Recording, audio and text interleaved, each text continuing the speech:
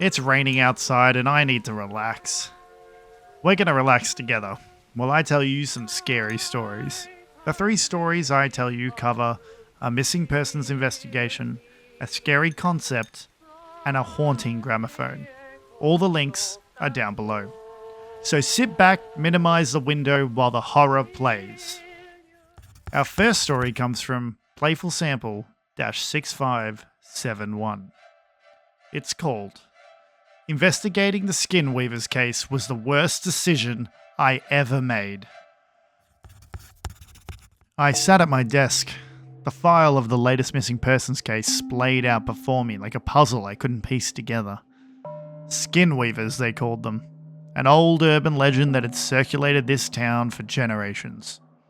Creatures that supposedly took the skin of their victims and wore it, mimicking their behaviours but unable to replicate their memories.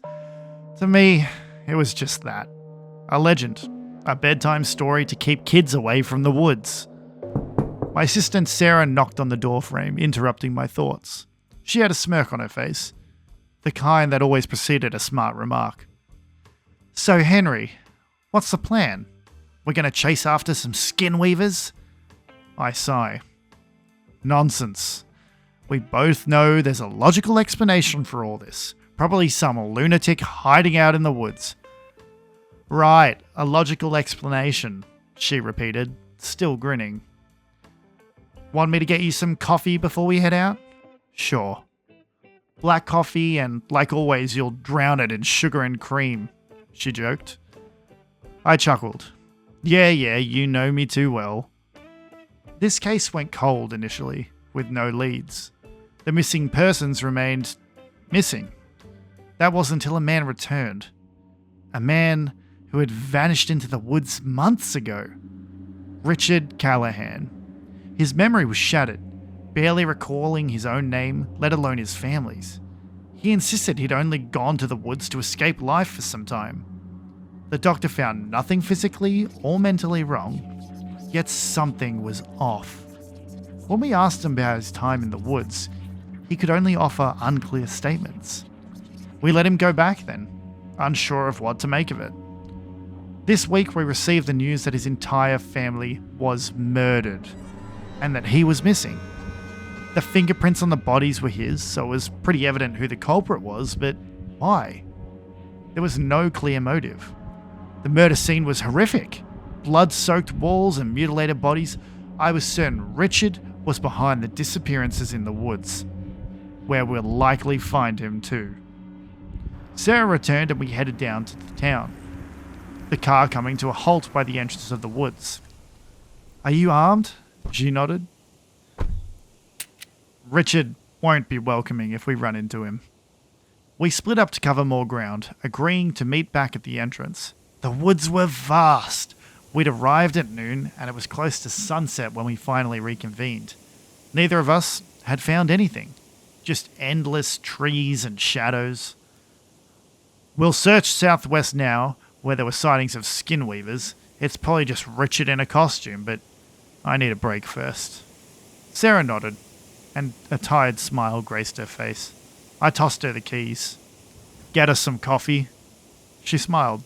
The usual black, no sugar? What? No. You know how I like... I turned to look at her.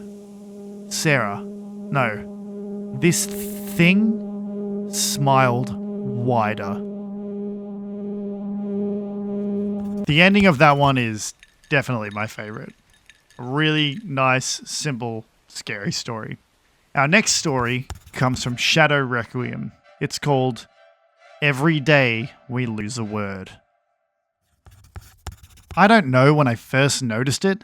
The obvious answer would be when I turned on the glowing screen in the corner of my living room and watched 24 grown men in pads stare at each other in confusion. One of them holding a brown, ovular object. No one had any clue what they were doing, but thousands had gathered to see the spectacle. One can only assume the event had some significance, but how would you prove it? No one believes my theory, but I'm confident.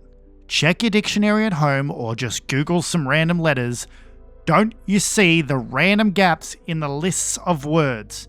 Every day there are more and more holes in our understanding.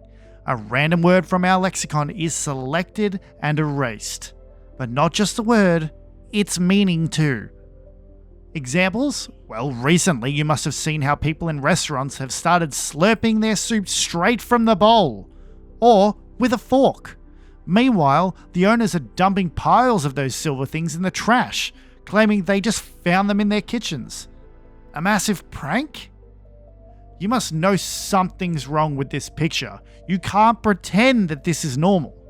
What scares me most is not the fact that this phenomenon occurs, but how the words are chosen seemingly at random.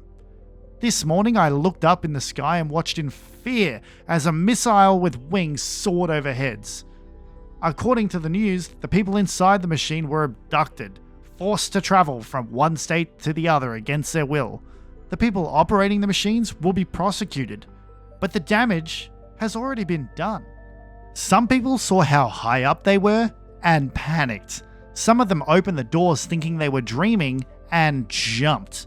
It's a horrifying development, and there is nothing we can do to stop it. Sometimes I read my old journal entries and find entire sentences missing in the middle. Every morning I feel a little emptier, knowing that decay has progressed ever so slightly further. One day we'll lose a word that's too important to our society, and it will kill us without us even realizing it. A word we can't live without. Gone forever. At least that's what this woman sleeping next to me thinks, though I'm too polite to ask her why she won't leave my house. Another great story. I absolutely love the little bit of comedy at the end just to tie it all in. Moving on to our final story. This comes from Dark Legends Never Die. It's called We Can Hear the Past, but Something's Wrong. The gramophone was found in the Crockett graveyard in a small town in Mississippi.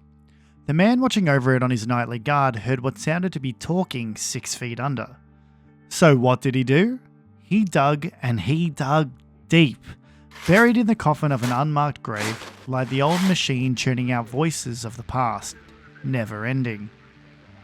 As the record spun, old voices from decades ago could be heard from even afar. The man, being from a small town, hardly bargained against the $5,000 the US government offered for the find. It was set up in a museum in Washington, D.C., and people flew in from all 50 states and more countries than you could name in less than 30 seconds. Teddy Roosevelt giving a speech, Gandhi talking about how India would be free, Marilyn Monroe talking classy, Adolf Hitler giving a jarring speech. Sounds of the far past before voices were recorded. Vikings, knights, old languages were all heard on this gramophone. Well, after 2 years of tourism, the magic began to wear off. And the government, it didn't like that. No sir, it didn't. Their genius idea? Spin the record backwards and see what it plays. Well, the grand reopening really didn't go as expected. The hundreds of rich and famous tourists were shocked to their core as the record played out not the past, but the future. Many cheered as people not even born yet talked about jetpacks, flying cars, people living twice as long, the world being a much better place. 2 weeks of excitement for the future built up and up and up until the silence hit. Complete and utter silence. People waited weeks, months, even years for the sound to return. But no matter what the world's scientists and engineers tried to do, they just couldn't get it to play. For once in humanity's lifetime, it was no longer excited for the future. It was terrified for a lack of one. That was an odd story for sure, but the concept of knowing we all stop and that everything we will do will not matter is definitely a different genre of horror.